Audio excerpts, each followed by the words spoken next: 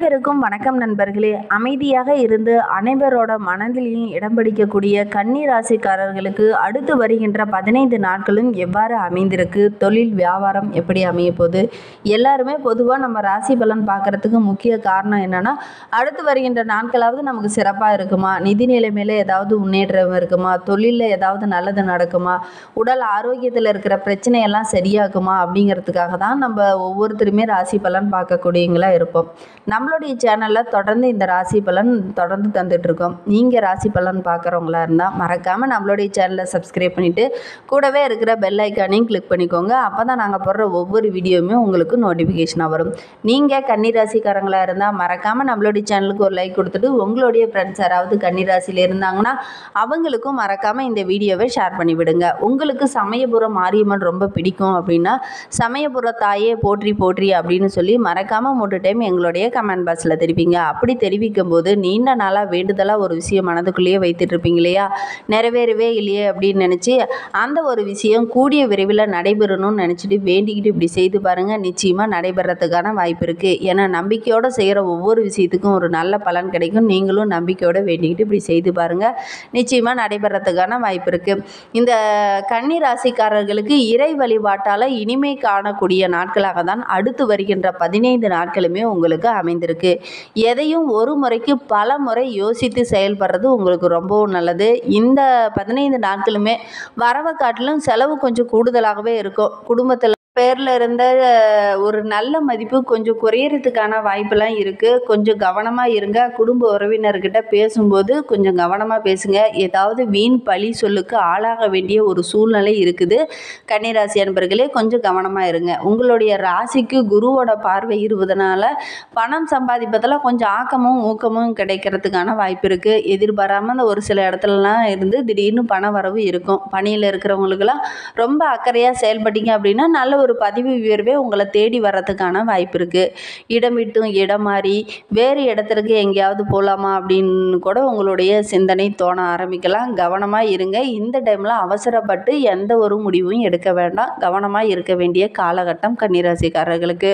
தொழிலில் எதிர்பார்த்தபடி நல்ல ஒரு லாபம் கிடைக்கும். அதே மாதிரி இந்த வருகின்ற நாட்கள் உங்களுக்கு செலவுகளும் கொஞ்சம் கூடுதலாகவே இருக்கும். தொழிலில் போட்டியாளர்களை காட்டிலும் அரிய பல சாதனைகள் புரிவதற்கான காலகட்டம் இது அப்படின்னே சொல்லலாம். ஒரு சிலருக்கெல்லாம் புதிய வாகனம் வாங்குவதற்கான யோகம் இருக்குது. அனைத்து வசதிகளுடன் கூடிய தனி வீடு அமைக்கும் யோகமும் நம்மளுடைய கன்னிராசி அன்பர்களுக்கு இருக்குது. இடைவிடாத தெய்வ பிரார்த்தனையும் தாமதமான திருமணம்லாம் இந்த டைமில் தடபுடலாக நடைபெறத்துக்கான வாய்ப்பு இருக்குது. திருமண வயதில் இருக்கிற ஆண் பெண் இருபாலருக்குமே நல்ல ஒரு வரன் அமையறதுக்கான சூழ்நிலை இருக்குது. அதே மாதிரி உங்களுடைய குழந்தைகளுடைய வளர்ச்சியை பார்த்து மனதில் ரொம்ப மகிழ்ச்சிகரமான இருக்கக்கூடிய ஒரு தருணமாக இது உங்களுக்கு அமைந்திருக்கு. விவசாயிகளுக்கெல்லாம் பார்த்தீங்கன்னா அரசியலோட உதவி உங்களுக்கு பரிபூரணமாக இந்த டைமு கிடைக்கும்.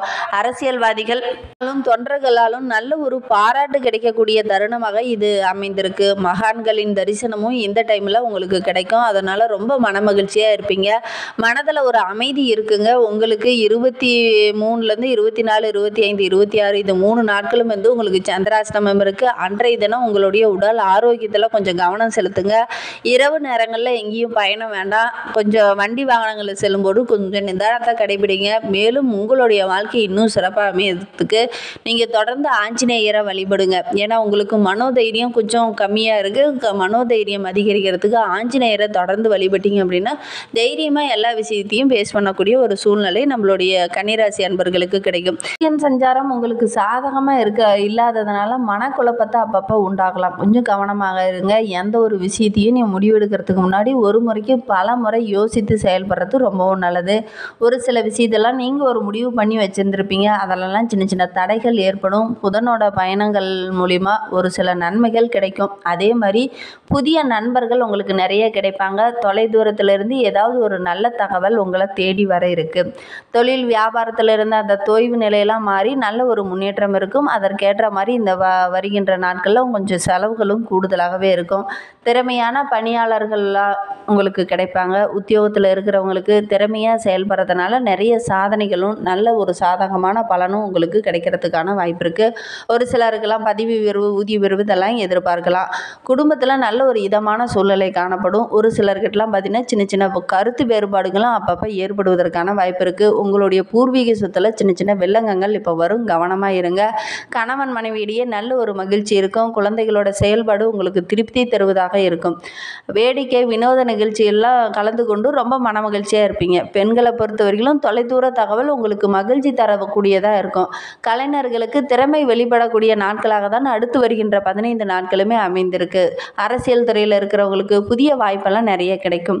அதே மாதிரி இந்த கன்னி ராசியில் உத்திரம் 2, 3, 4 பாதங்களில் பிறந்தவர்களுக்கு அடுத்து வருகின்ற 15 நாட்களுமே குடும்பத்தில் ஒரு இதமான சூழ்நிலை காணப்படும். கணவன் மனைவியிடையே இருந்த அந்த சின்ன சின்ன கருத்து மோதல் பிரச்சனை எல்லாமே நீங்கி நல்ல ஒரு ஒற்றுமையை அதிகரிக்கக்கூடிய நாட்களாக அடுத்து வருகின்ற 15 நாட்களுமே உங்களுக்கு அமைந்திருக்கு. பிள்ளைகளோட நலன்லாம் கொஞ்சம் கூடுதலாக அக்கறை காட்டுங்க. அதே மாதிரி குடும்பத்தினரிடம் மற்ற விருந்து கேளிக்கை நிகழ்ச்சி எல்லாம் கலந்து கொள்வதற்கான வாய்ப்பு இருக்குது. அதனால் ரொம்ப மன மகிழ்ச்சியாக இருப்பீங்க.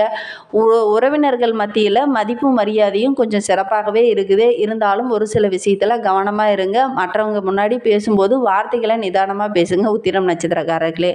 அஸ்த நட்சத்திரத்தில் பிறந்தவங்களுக்கு அடுத்து வருகின்ற 15 நாட்களும் எவ்வாறு அமைந்திருக்கு அப்படிங்கிறத பார்க்கலாம். இந்த 15 நாட்களுமே கொஞ்சம் முன்கோபத்தை குறைத்து நிதானத்தை கடைபிடிக்க வேண்டிய ஒரு காலகட்டம் இது. சின்ன சின்ன முடிவுகளை எடுக்கும்போது கொஞ்சம் தடுமாற்றம் உங்களுக்கு வரும்.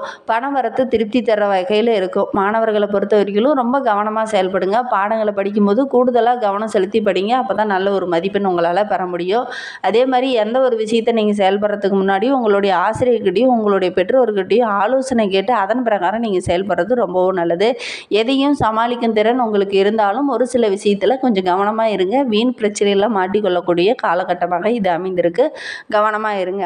கன்னிராசியில் சித்திரை 1, 2 பாதங்களில் பிறந்தவர்களுக்கு அடுத்து வருகின்ற 15 நாட்களும் எவ்வாறு அமைந்திருக்கு அப்படிங்கிறத பார்க்கலாம். கொஞ்சம் மனக்குழப்பம் நிறைய இருந்துகிட்டு இருக்கும். அந்த மனக்குழப்பம்லாம் படிப்படியாக குறையறதுக்கு நீங்கள் கொஞ்சம் தியானம், யோகா, உடற்பயிற்சி இந்த மாதிரிலாம் செய்துட்டு வாங்க. அதே மாதிரி இந்த சித்திரை நட்சத்திரக்காரங்க கொஞ்சம் குழப்பமாக இருப்பீங்க. கொஞ்சம் கவனமாக இருங்க. எதுலேயும் பயணம் செய்கிற போதும் வண்டி வாகனங்கள் செல்லும் போதும் இரவு நேரங்கள் பயணங்கள்லாம் கொஞ்சம் முக்கியமான விஷயத்துக்கு தவிர மற்றபடி ஏதாவது தேவையில்லாமல் வெளியில் இரவு நேர பயணங்களை கொஞ்சம் தவிர்க்கிறது ரொம்பவும் நல்லது.